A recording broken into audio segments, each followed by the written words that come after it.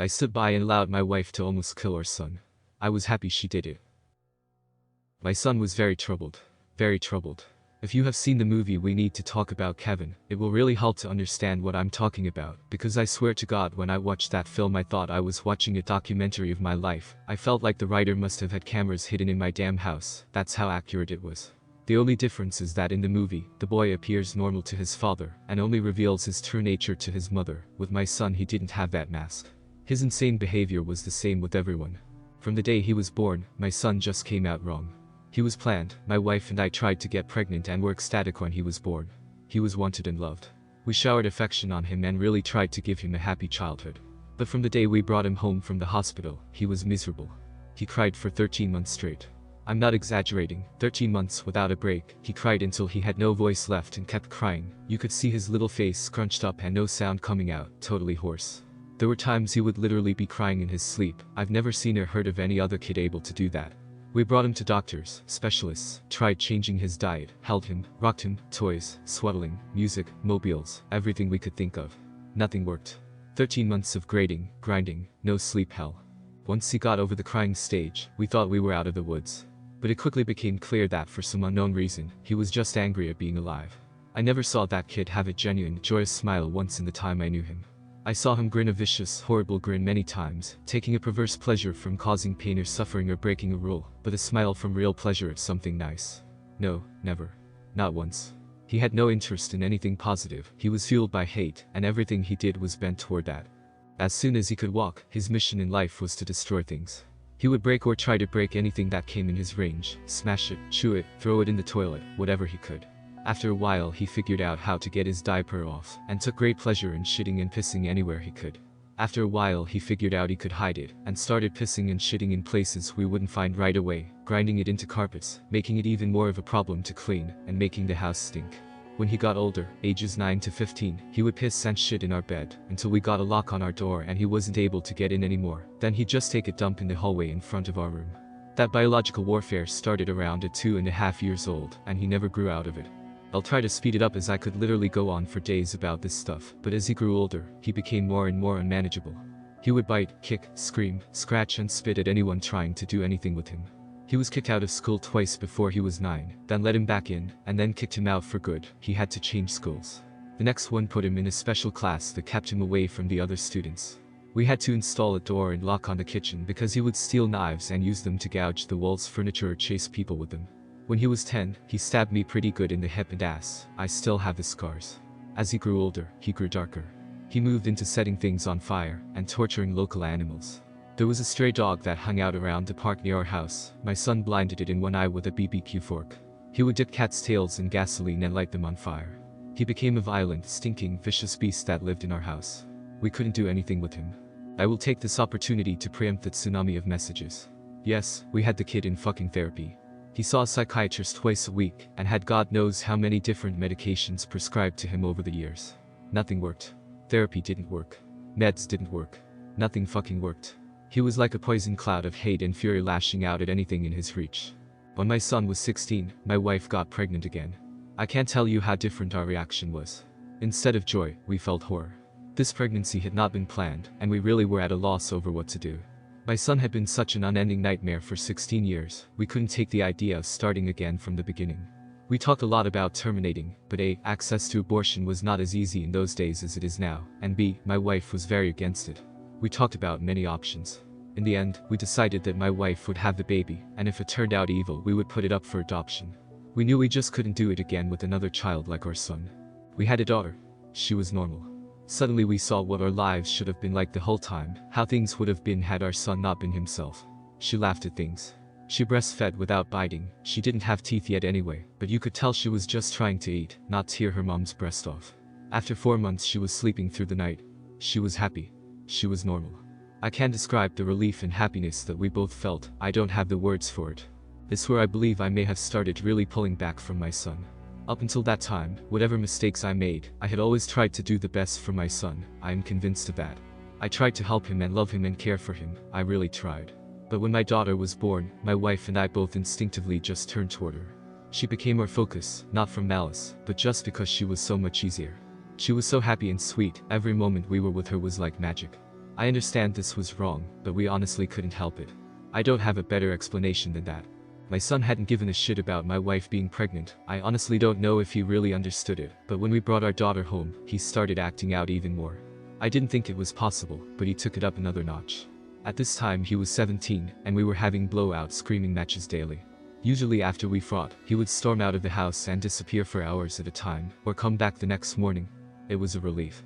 I started to actually look forward to our fights because it would get him away from us for a while. After the birth of our daughter, my relationship with my son was almost entirely gone. Our only real interactions were screaming at each other. My wife was even worse with him, she just had nothing left. By that time, if our son even came into the same room as her, she would just stop whatever she was doing and start screaming, "Get the fuck away from me. Get away. Get the fuck out." Until he left. He started spending more and more time out of the house, which was a blessing for us. I have no idea what he got up to out in the world, but we were just happy it wasn't being inflicted on us. As a consequence of our son's behavior, we had invested heavily in locks around our house. All of the cheap interior doors in our home had been replaced with thick, dense wood doors that couldn't be kicked through, equipped with keyed locks that my wife and I carried keys to. I know it sounds extreme, but locks and heavy doors were the best way we had found to create safe spaces from him. And again, before I am inundated with messages, I was not locking my son in rooms like a prisoner. He had free reign of the house, and could come and go as he pleased. My wife and I would lock ourselves in rooms to protect ourselves from him. If anything, we were the prisoners in our own home. On the day in question, I had fought with my son in the morning, and he had left the house in a rage. My wife and I were enjoying some peace and quiet in the kitchen while our daughter napped in our bedroom. And then my daughter began crying. Any parent who has young children can tell you, you get used to your child's cries, and you can tell after a while what they need. They cry differently if they are hungry, or need changing, or are just restless and want to be held. Babies can communicate pretty well before they can speak. This cry was none of those things. This cry was terror. The second we heard it, my wife and I were both up out of our chairs and running to the room. The door was locked, of course, and it took a few seconds to get the right key and get it open. My son was in the room. We lived in a bungalow, and the bastard had climbed in the window to get to her. He was standing over her crib with a steak knife in his hand. I have no idea where he got it. It wasn't one of ours. We controlled our knives very carefully and always kept them in locked drawers. I think he may have stolen it from one of our neighbors' houses. He had broken her skin twice already, once in the belly area and once on her arm. I could see blood running down. When I entered the room, he was dragging the back of the knife down her face, not cutting, almost tickling her with it, teasing her while she screamed. He looked up at us and smiled. Before I knew what I was doing, I was already moving, running to put myself between them. I didn't think about it, I just moved instinctively. Even with that, my wife got there faster. It was like a movie on fast forward. She got to her son, and bashed his hand away, knocking the knife across the room, and then shoved him with her whole body weight, so hard that he flew away from the crib and bounced off the wall. I picked up my daughter, and held her, while my wife screamed us. I could see her shaking, almost convulsing. I can remember the smell of the room, the sound of my daughter screaming and wailing. The look on my son's face as he stood there. Just nothing. Blank, dead. There was nothing in his eyes, no emotion. He looked like an alien to me. I watched my wife take a step toward him. I could have reached out and stopped her, but I didn't. She stepped forward again, very close to him. I could have stopped her again, but I didn't. She waited, looking at him for maybe 3 to 5 seconds without moving. And then she punched him in the face. Now until this point, you may have been picturing my wife as a typical woman, small frame, dainty, delicate. This is not the case.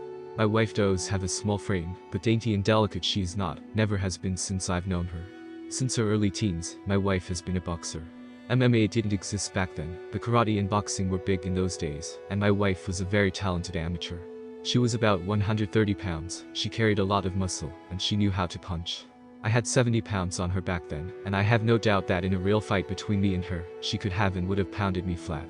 Neither of us had ever laid a hand on our son in anger before, but something broke in her that day, and all the years of anger and pain and sorrow and frustration just came pouring out. When she hit him, his head snapped back and blood started pouring out of his nose. He hardly reacted, he just looked at her with this shocked expression like he didn't know how to process what had just happened. She waited another second. And then she hit him again. I could have reached out and stopped her. I could have dragged her out of the room, taken her away, calmed her. I didn't. I just stood there and watched while she systematically started to pound him to a pulp. Every time he brought his hands to cover one part, she would blast him somewhere else, body, head, over and over. He started screaming, crying out, yelling for her to stop. It's the most genuine reaction I'd ever seen him have to anything in his whole life. But she wasn't stopping. I watched her ramping up, hitting harder, faster, working him like a heavy bag. He tried to swing at her and she slipped him easily. She was on autopilot, sinking down into her training. I stood there watching for a minute. Then I turned my back on them and took my daughter out of the room. I brought my daughter to the kitchen and gave her a bath in the sink. I found that he had cut her a third time on the sole of her foot. All the cuts were superficial. I cleaned her up and held her until she calmed. I put polysporin and band-aids on her cuts. In our bedroom, I could hear my son screaming, calling my wife horrible names, telling her he would cut her head off and fuck her corpse. After a while, I didn't hear him saying anything anymore, didn't even hear him crying out. I assumed that he must have been knocked out, but I could still hear her beating him. That went on for a long time. Long enough for my daughter to drift off to sleep in my arms. I just sat at the kitchen table waiting for her to finish. Finally she came out and sat down across from me. Her hands were swollen and red. Her face and arms were splattered with blood. Her chest was heaving. We just stared at each other without saying anything. After a while I asked her, is he dead? She looked back at me and answered, I fucking hope so. I nodded. That was all there was to say about that. I understood how she felt perfectly. I felt the same. I didn't know what to do, so we just sat there waiting silently. Eventually my wife started crying and went to go take a shower. I just stayed where I was holding our daughter. After a long while, I heard moaning and sobbing coming from our room. It turned out that my son wasn't dead. I went in to see how bad it was, and it was pretty bad. I've never seen a more merciless beating laid onto anyone, before or since.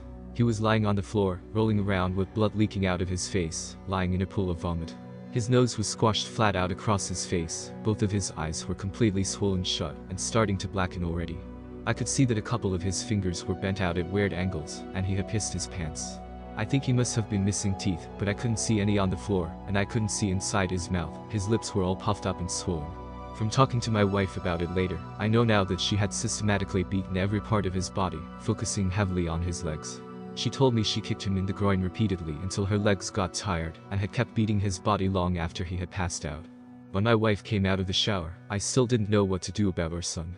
I didn't know whether to call the police or an ambulance, take him to the hospital myself. I honestly didn't have any idea what to do. After a while I realized that I simply didn't care what happened to him anymore, and we decided to just let him live or die on his own.